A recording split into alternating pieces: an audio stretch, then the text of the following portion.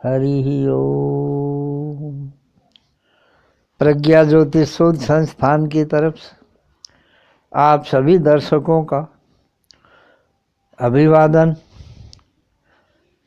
आज हम हमारी आस्था के पर्व तुलसी विवाह पर आपको आवश्यक जानकारी देंगे। सनातन धर्म में तुलसी विवाह का फल कन्यादान के फल के बराबर बताया है। इस प्रसंग में हम पहले भी बता चुके हैं कि गणेश जी के श्राप से ये वृंदा राक्षस कुल में विवाहिता हुई और जलंधर नाम का एक बहुत ही बड़ी राक्षस देवताओं को भी सताने लगा। तब देवताओं ने भगवान विष्णु से निवेदन किया। शंकर भगवान ने बताया कि इसकी पत्नी पतिव्रता है, जब तक उसका सत भंग नहीं होगा तब तक ये राक्षस मारा नहीं जा सकता। उसके सत भंग को करने के लिए भगवान विष्णु ने जलंधर का रूप बनाया और छल कपट से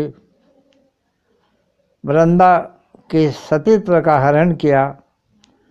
वृंदा को देखते समझते देर नहीं लगी कि ये अवश्य ही तेरा पति नहीं, कोई छल कपट धारण करके आया है।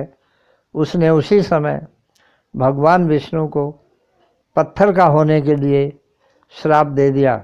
इस श्राप के कारण विष्णु भगवान शालिग्राम शिला में परिवर्तित हो गए, परंतु देवताओं ने अवसर का लाभ उठाया और उसका सतीत्व भंग होते ही जालंधर पर आक्रमण करके उसकी हत्या कर दी।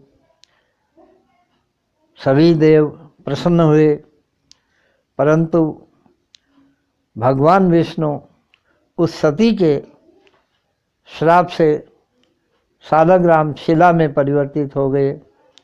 भगवान ने भी उसको कहा तुम भी वृक्ष बन जाओ।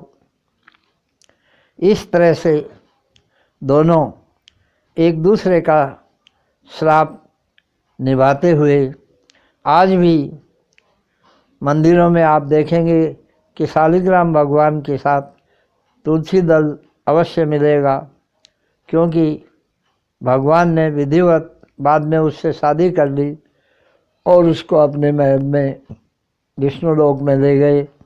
वहाँ सरस्वती ने तुलसी जी का स्वागत किया, लक्ष्मी ने भी तुलसी जी को सम्मान दिया और भगवान ने उनको अपने हृदय में स्थान दिया और कहा कि मैं तुलसी दल के बिना कभी भी भोजन नहीं करूँगा, तुम सम्मान पूर्वक रहो। इस तरह से ये कथा हमारे पुराणों में है और आज तक सनातन धर्म में ये आस्था के पर्व के रूप में मनाई जाती है। जिन लोगों को कन्याएं नहीं हैं या कन्यादान करने का अवसर नहीं मिला है, वो लोग अवश्य ही शालिग्राम और तुलसी का विवाह करके कन्यादान का पुण्य प्राप्त करते हैं। ये पूरा विधि विधान के अनुसार विवाह की तरह ही होता है और विवाह से पहले भगवान शालिग्राम जी को, तुलसी को हल्दी का तिलक लगाया जाता है। जैसे अपने यहाँ तेलबान होते हैं, उसी तरह से तुलसी माता के ऊपर भी अच्छे वस्त्र पहनाए जाते हैं और भगवान का सिंहासन भी विराजमान किया जाता है। सामर्थ्य लोग सोने की मूर्ति, सोने की तुलसी बनाकर भी शालिग्राम जी के साथ इसका विवाह करते हैं। बहुत से लोग नवमी से लेकर, कार्तिक शुक्ल नवमी से लेकर पूर्णिमा तक इसके विवाह का विधान बताते हैं, परंतु प्रचलन में देव प्रबोधनी, देव उठनी, एकादशी, द्वादशी कोई विशेष होता है, ऐसा देखने में आता है। जो लोग इस विधि विधान से 7 फेरा लेकर के तुलसी जी को, सालग्राम जी को और शंख को एक साथ विराजमान कर देते हैं, उनका पुण्य असीम होता है। तुलसी दल के ऊपर, तुलसी के पेड़ के ऊपर आप जल का छींटा मारें और वो छींटे जब सालग्राम जी पर पड़ते हैं तो सालग्राम जी बहुत प्रसन्न होते हैं। ऐसे परिवार को, ऐसे पूजा करने वाले को वो ऐश्वर्य, लक्ष्मी और योग्य संतान देते हैं।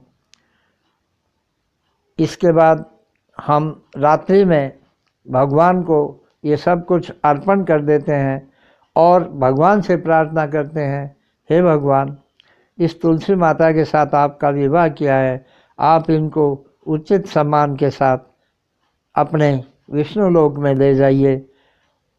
फिर औरतें मंगल गीत गाती हैं और प्रसाद वितरण करती हैं, नारियल एक दिया जाता है साथ में, और पंडित या पुजारी को बुला करके भी तुलसी विवाह का आयोजन किया जाता है। बड़े रूप में भी तुलसी विवाह का आयोजन बहुत से धर्मप्रिय लोग करते हैं।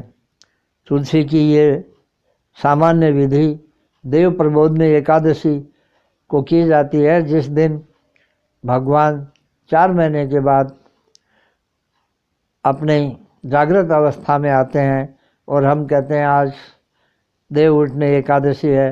अन्य घरों में भी लोग अपनी कन्याओं का विवाह ये अबूझ मुहूर्त मान करके करते हैं। आप सब लोग तुलसी के महत्व को समझें, तुलसी के बारे में जो बातें बताई गई हैं उनका विचार करें, और भगवान को भोग लगाते वक्त तुलसी दल अगर अर्पण नहीं किया गया तो भगवान उस रसोई को स्वीकार नहीं करते हैं। ये बात हम धर्मावलंबियों को सबको याद रखनी चाहिए और अपने बच्चों को भी संस्कार देने चाहिए।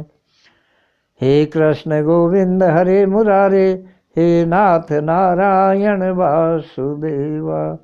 हे कृष्ण गोविंद हरे मुरारे, हे नाथ नारायण वासुदेवा। श्री लक्ष्मी नारायण को नमस्कार, माता सरस्वती को नमस्कार, तुलसी जी को नमस्कार और पतित पावनी गंगा जी को नमस्कार। हरि ओम तत्सत।